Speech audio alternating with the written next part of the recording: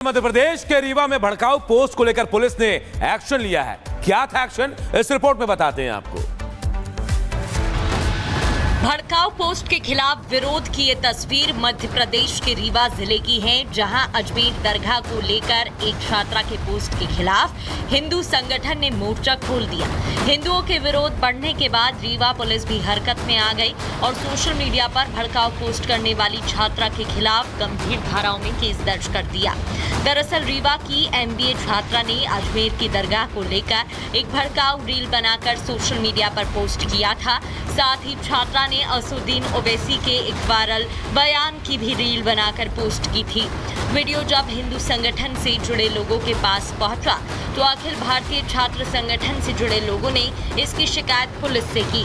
वही viral video पर बवाल बढ़ने के बाद छात्रा ने अपनी पोस्ट हटाकर लोगों से माफी मांग ली। छात्रा ने कहा कि उसका उद्देश्य किसी की धार्मिक भावना को ठेस पहुंचाना नहीं था। Bureau report, Republic Bharat. और बात कुंभ की करते हैं, जिसकी भव्यता और दिव्यता से लगता है विपक्ष बौखला गया है। तभी वो सनातन विरोधी बयान दे रहा है। मल्लिकार्जुन खड़गे जो कांग्रेस के राष्ट्रीय अध्यक्ष हैं, वो ये कह रहे हैं कि गंगा स्नान से क्या गरीबी मिटेगी। तो वहीं विपक्ष यानी विपक्ष को बीजेपी जवाब दे रही है और बीजेपी कह रही है अगर गंगा स्नान से गरीबी नहीं मिटेगी तो क्या दरगाह में सजदा करने से गरीबी जाएगी। रिपोर्ट देखिए।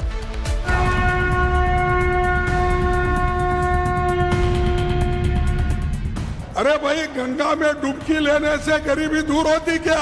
आपको खाना मिलता पेट को।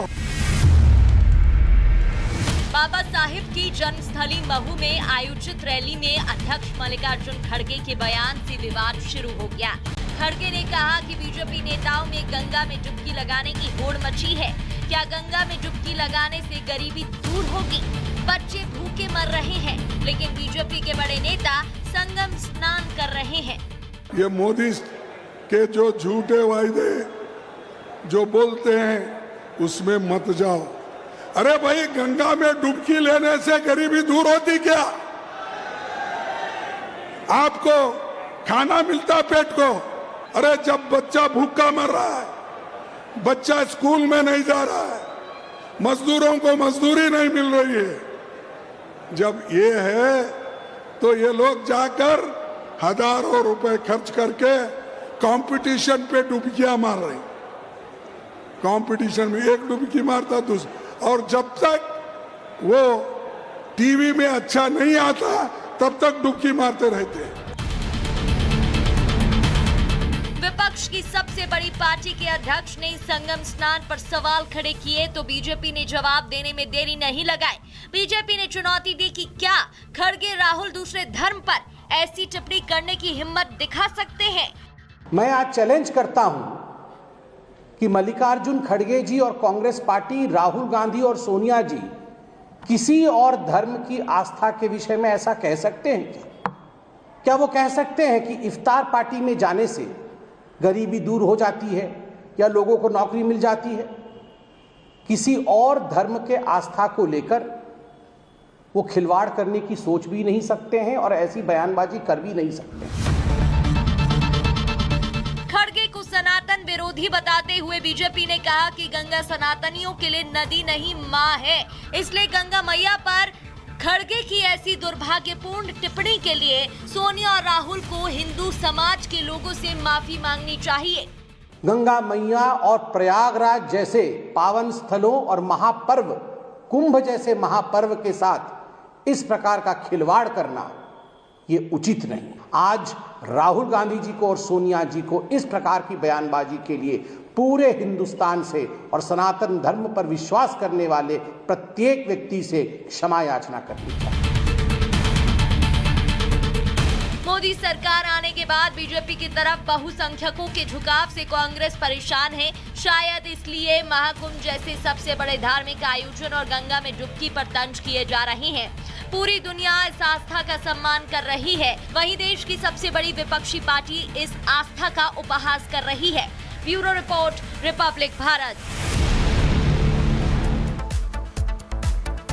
और बात अयोध्या की करते हैं, जहां रामलला के दर्शन के लिए श्रद्धालुओं की भारी भीड़ अयोध्या पहुंच रही है। हालात ऐसे हैं कि अयोध्या की सड़कें और गलियां खचाखच भर गई हैं। रिपोर्ट आप सबको दिखाते हैं।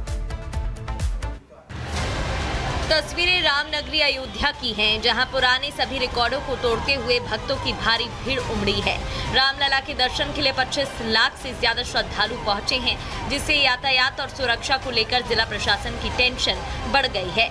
जिधर देखो उधर राम भक्त ही दिखाई दे रहे हैं। 26 जनवरी से ही अयोध्या राम भक्तों से खचाखच भरी हुई है। महाकुंभ में स्नान के बाद बड़ी संख्या में श्रद्धालु श्री रामलला के दर्शन के लिए पहुंच रहे हैं। प्रयागराज में महाकुंभ और अयोध्या राम मंदिर के बीच की दूरी करीब 182 किलोमीटर है। दूर दराज से कुंभ स्नान करने पहुंच रहे श्रद्धालु भगवान राम के दर्शन भी करना चाहते हैं, लिहाजा अयोध्या में भक्तों की भारी भीड़ है। भीड़ का आलम यह है कि श्रद्धालुओं के सामान, जूते, चप्पल जमा करने के लिए मंदिर ट्रस्ट की ओर से बनाए गए लॉकर कम पड़ गए हैं। एक श्रद्धालु को दर्शन करने में 2 से ढाई घंटे तक लग रहे हैं। श्रद्धालुओं की सुरक्षा के लिए अयोध्या पुलिस द्वारा व्यापक सुरक्षा प्रबंध किए गए हैं और जगह जगह यातायात पुलिस मौजूद है। Bureau report, Republic Bharat. और बात महाकुंभ की करते हैं, जहां आईआईटी बाबा एक तरफ चर्चा में तो उन पर सवाल भी खड़े हो रहे हैं।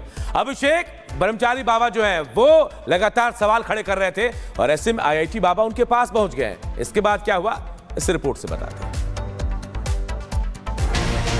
महाकुंभ जब से शुरू हुआ है, आईआईटी बाबा सुर्खियों में है। कोई आईआईटी बाबा की तारीफ कर रहा है तो कोई सवाल उठा रहा है।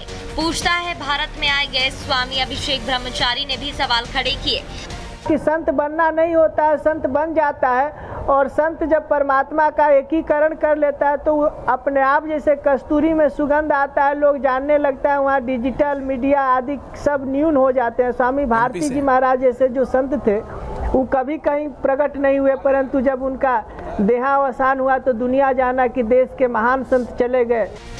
स्वामी अभिषेक ब्रह्मचारी ने सवाल तो उठा दिए, लेकिन आईआईटी बाबा लाभ लश्कर के साथ स्वामी अभिषेक ब्रह्मचारी के चौखट पर जा पहुंचे। काफी देर तक आईआईटी बाबा उनके पास बैठे रहे और ये जानने का प्रयास किया कि आखिरकार स्वामी को उनसे शिकायत क्या है।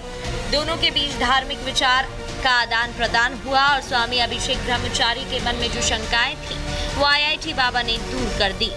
Bureau report, Republic Bharat.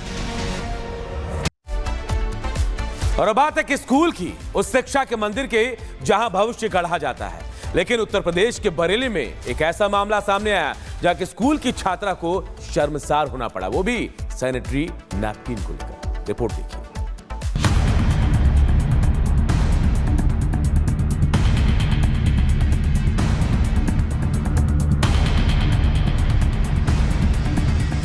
मुझे पीरियड आया तो मैम ने मुझे पैड नहीं दिया। मेरी मदद करने की जगह मुझे क्लासरूम से बाहर निकाल दिया। ये कहना है उत्तर प्रदेश की बरेली की 11वीं क्लास की छात्रा का, जिसे परीक्षा के दौरान क्लासरूम से बाहर निकाल दिया गया। इसलिए नहीं कि वो परीक्षा में नकल कर रही थी या क्लास में कोई शरारत, बल्कि सिर्फ इसलिए क्योंकि पेपर देते वक्त इस 11वीं क्लास की छात्रा को पीरियड शुरू हो गए थे।